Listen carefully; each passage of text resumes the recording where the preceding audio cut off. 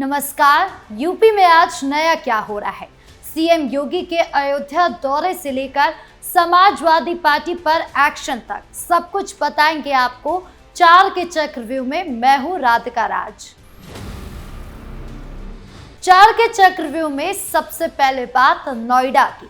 नोएडा में बीजेपी के पूर्व नेता राजपाल सिंह के साथ लव जिहाद हुआ। लव जिहाद करने वाले ने अपनी पहचान छुपाकर इस खेल की साजिश रची। तो कैसे शुरू हुआ बवाल, अब क्या कुछ हो रहा है, सब कुछ बताएंगे आपको।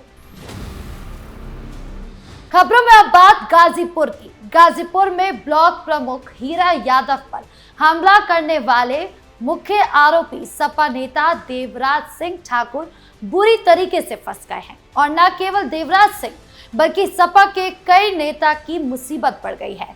बताएंगे आपको क्यों हीरा यादव पर हमला हुआ और कैसे फंस गई है समाजवादी पार्टी। खबरों में अब बात करते हैं अयोध्या की। राम मंदिर दान चोरी मामले में एसआईटी जांच के बीच सीएम योगी अयोध्या पहुंचे।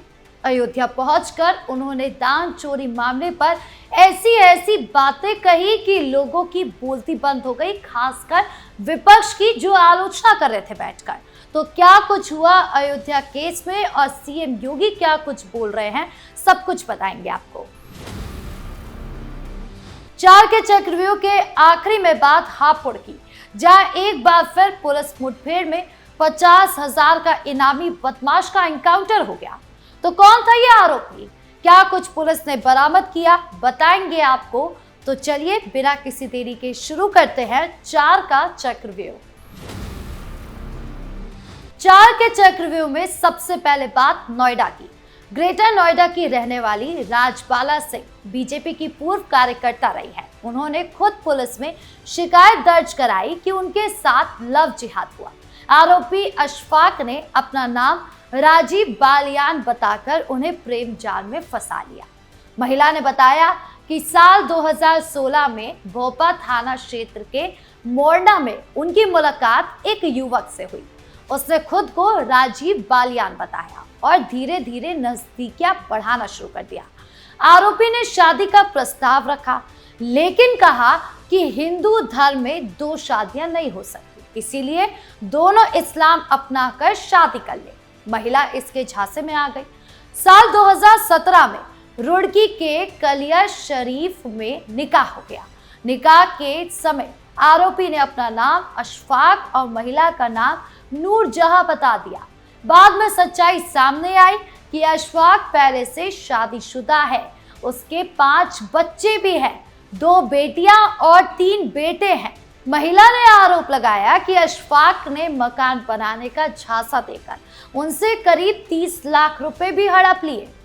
जब प्रधानी चुनाव के पोस्टरों में उसका असली नाम छपा तो राज खुल गया। रुपए वापस मांगने पर इनकार कर दिया गया। महिला को अपना नोएडा का फ्लैट भी कर्ज के कारण बेचना पड़ा। सुनिए क्या कुछ कह रही है पूर्व बीजेपी नेता। नमाज पढ़वाई, 2 बेटियां भी थी, 3 बेटे थे और सबने मिलके जबरन मेरे से ही कराया। और मेरे को मालूम है अब बहुत सारी विधवा हैं लेडीज, उनको घेर के रखा। कोई बिजनौर की है, कोई मेरठ की है। फिर मैं निकल के आई हूँ। तो मेरे साथ तो धोखा हुआ है। बहुत सारी बहनें हैं हिंदुओं की जो अभी भी उसकी प्रेम जाल में फंसी हुई है। उनकी कमाई खा रहा है, उनके पैसों से अपना घर चला रहा है। जैसे मेरे को लूट लिया, मेरा फ्लैट तक बिकवा दिया, सारा पैसा ले लिया है, मेरे को सड़क पे लाके खड़ा कर दिया। ऐसी बहुत सारी महिलाएं हिंदुओं की जो ये उनका फायदा उठा रहा है। अशफाक पर आरोप है कि उसने महिला को नमाज पढ़ने, मांस खिलाने और रोजा रखवाने के लिए मजबूर किया। राजबाला सिंह गुरुवार को हिंदू संगठन के पदाधिकारियों के साथ मुजफ्फरनगर एसएसपी ऑफिस पहुंची, पूरी शिकायत की। भोपाल पुलिस ने अशफाक उर्फ राजीव बालियान, उसकी पत्नी आयशा, बेटियां खुशबू और बेटो माजिद फैजान समेत 5 लोगों के खिलाफ एफआईआर दर्ज की है संगीन धाराओं के तहत। जांच चल रही है। आरोपी के फेसबुक पर हिंदू महात्माओं की तस्वीरें हैं। सीएम योगी की प्रोफाइल फोटो भी लगी है, जिससे लोगों में काफी ज्यादा गुस्सा है। कितना बड़ा बहरूपिया है। ये मामला पूरे इलाके में चर्चा का विषय बन गया है। लोग कह रहे हैं कि पहचान छिपाकर ऐसे जाल फैलाने वालों पर सख्त कार्रवाई होनी चाहिए। पुलिस अब आरोपी और उसके परिवार की तलाश में जुटी हुई है। ये घटना दिखाती है कि समाज में सतर्क रहना कितना ज्यादा जरूरी है। खबरों में अब बात करते हैं गाजीपुर की। गाजीपुर में ब्लॉक प्रमुख हीरा यादव पर हमला हो गया। इस हमले के मुख्य आरोपी कौन थे? सपा नेता देवराज सिंह ठाकुर और उनके परिवार और साथियों पर अब पुलिस ने 25-25 हजार रुपए का इनाम घोषित कर दिया है। 2 अन्य आरोपियों को गिरफ्तार भी कर लिया गया है। पूरा मामला ब्लॉक कार्यालय में फर्जी भुगतान की फाइल पर सिग्नेचर न करने से शुरू हुआ। हीरा यादव अपने ब्लॉक कार्यालय में बैठे थे। आरोप है कि 5 लाख रुपए के फर्जी भुगतान वाली फाइल पर दस्तखत न करने पर देवराज सिंह ठाकुर, जो कि सपा नेता है, उनके साथ साथ 8 नामजद और 40 से 50 अज्ञात लोगों ने उन पर हमला कर दिया। उन्हें बुरी तरह मारा पीटा गया और घायल कर दिया गया। हीरा यादव ने देवराज सिंह ठाकुर समेत अन्य के खिलाफ तहरीर दी। पुलिस ने तुरंत कार्रवाई शुरू की। 2 आरोपी सर्वेश यादव और गंगा सागर को गिरफ्तार करके जेल भेज दिया गया। मुख्य आरोपी देवराज सिंह ठाकुर और बाकी 6 पर 25-25 हजार का इनाम भी घोषित कर दिया। पुलिस उनकी तलाश में दबिश दे रही है। कोतवाल अनिल सिंह की टीम ने देवराज के घर पर भी छापा मारा, लेकिन वो फरार हो गए। पूरे इलाके में सन्नाटा पसरा हुआ है। ब्लॉक परिसर में ताला लगा हुआ है और लोग इस घटना पर चर्चा कर रहे हैं कि ब्लॉक स्तर पर ऐसे हमले कैसे हो सकते हैं। हीरा यादव अस्पताल में भर्ती रहे और सिटी स्कैन कराने के लिए BHU भी गए थे। पुलिस कह रही है कि सभी आरोपियों को जल्द गिरफ्तार किया जाएगा। सर्विलांस और अन्य तरीकों से तलाश जारी है। ये घटना सपा नेताओं की मुश्किलें बढ़ा रही है, क्योंकि मुख्य आरोपी सपा से जुड़े बताए जा रहे हैं। यूपी में कानून व्यवस्था को लेकर सरकार सख्त है और ऐसे मामले में कोई रियायत नहीं बरती जा रही। लोग कह रहे हैं कि ब्लॉक प्रमुख जैसे जनप्रतिनिधि पर हमला बहुत गंभीर है और दोषियों को सख्त से सख्त सजा मिलनी चाहिए। खबरों में अब बात करते हैं अयोध्या की। राम मंदिर चढ़ावा और दान चोरी के मामले में SIT जांच तेजी से चल रही है। इसी बीच CM योगी आदित्यनाथ अयोध्या पहुंच गए। वहां उन्होंने वीरांगना झलकारी बाई की प्रतिमा का अनावरण और विकास परियोजना के कार्यक्रम में हिस्सा लिया। राम मंदिर विवाद पर उन्होंने बहुत साफ और मजबूत बातें कही, जिसने सबकी बोलती बंद कर दी। CM योगी ने कहा कि SIT जांच से सारा मामला साफ हो जाएगा। आपने 500 साल इंतजार कर लिया है, 15 दिन का इंतजार और कर लीजिए। किसी के पास कोई सबूत है तो SIT को सौंप दे। जांच दूध का दूध और पानी का पानी हो जाएगा।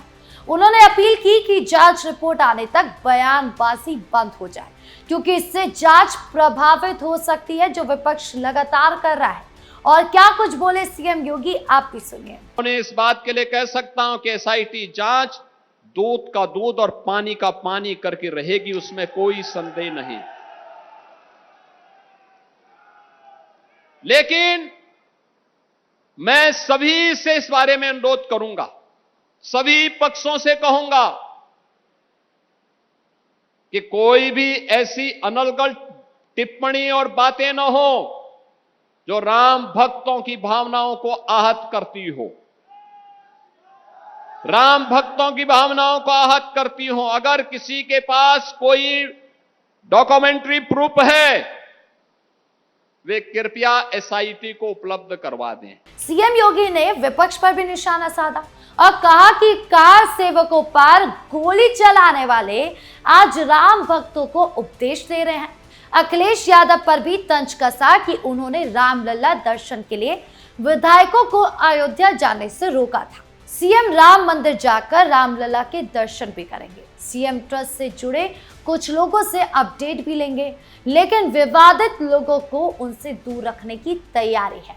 CM के इस दौरे से अयोध्या में नया जोश आ गया है। लोग कह रहे हैं कि राम मंदिर के मामले में कोई खेल नहीं चलेगा। पूरी जांच पारदर्शी तरीके से होगी और जो गलत पाया जाएगा उसे सजा मिलेगी। 4 के चक्रव्यूह के आखिरी में बात हापुड़ की। हापुड़ में शातिर बदमाश श्याम का एनकाउंटर हो गया। वो 50,000 रुपए का इनामी था। गुरुवार देर रात पुलिस और बदमाश के बीच मुठभेड़ हुई, जिसमें श्याम मारा गया। एक सिपाही भी घायल हुआ। बदमाश बुलंदशहर रोड पर चेकिंग के दौरान संदिग्ध दिखा। पुलिस ने रुकने को कहा, लेकिन वो तेजी से भाग गया। पुलिस ने पीछा किया। वो गांव सादिकपुर की तरफ मुड़ गया। हापुड़ देहात और कोतवाली की टीम ने उसे गोदी के जंगल में घेर लिया। बदमाश ट्यूबवेल के पास पहुंचा और पुलिस पर फायरिंग करना शुरू कर दिया, जो उसकी सबसे बड़ी गलती थी। पुलिस ने भी जवाबी फायरिंग की। इसमें श्याम घायल हो गया। सिपाही मनोज कुमार को भी गोली लग गई। दोनों को अस्पताल ले जाया गया, जहां श्याम को मृत घोषित कर दिया गया। सुनिए क्या कुछ कह रही है पुलिस। सूरजपुर थाना क्षेत्र पटवई जनपद रामपुर का रहना उसका ज्ञात हुआ है, जो कि यहाँ पर 1 तारीख को एक व्यापारी के घर में बंधक बना करके डकैती की गई थी। उस घटना का वांछित अभियुक्त था और इसके ऊपर 50,000 का इनाम था। इसके अलावा इस अपराधी पर पहले भी डकैती का एक मुकदमा दर्ज है। गैंगस्टर एक्ट का एक मुकदमा पहले से भी इसके ऊपर दर्ज है। घटनास्थल पर हमारी FSL की टीम मौके पर है और साथ ही साथ अन्य विधिक कार्रवाई जा रही है। श्याम के कब्जे से पिस्तौल, बाइक बरामद हुई है। ये एनकाउंटर पूरे इलाके में चर्चा का विषय बन गया है। लोग कह रहे हैं कि पुलिस ने शातिर अपराधी को अच्छा सबक सिखाया। ऐसे बदमाशों से आम जनता और कारोबारी सुरक्षित महसूस करेंगे। तो कानून व्यवस्था हो, विकास हो और राम मंदिर जैसे मुद्दे हो, सरकार सतर्क नजर आ रही है। आप क्या सोचते हैं इन खबरों के बारे में? कमेंट बॉक्स में जरूर बताएं। देखते रहिए कैपिटल टीवी उत्तर प्रदेश। धन्यवाद।